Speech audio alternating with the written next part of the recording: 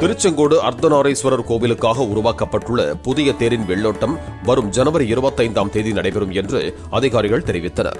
2,17,00,000 ரூபாய் செலவில் உருவாக்கப்பட்டுள்ள புதிய தேரில் அர்த்தநாரீஸ்வரர் வலம் வர உள்ளதாகவும், கடந்த 450 ஆண்டுகளாக பயன்பாட்டில் இருந்த மைசூர் மன்னர் வழங்கிய தேருக்கு ஓய்வு கொடுக்கப்பட்டுள்ளதாகவும் அவர்கள் கூறினர். விடை கொடுக்கப்பட்ட பழைய தேரை ஏராளமானவர்கள் பூக்களை தூவி வழிபட்டனர்.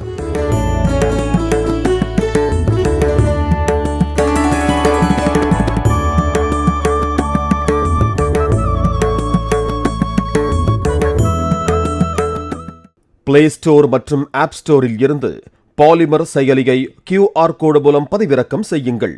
செய்திகளை உடனுக்குடன் பெறுங்கள்.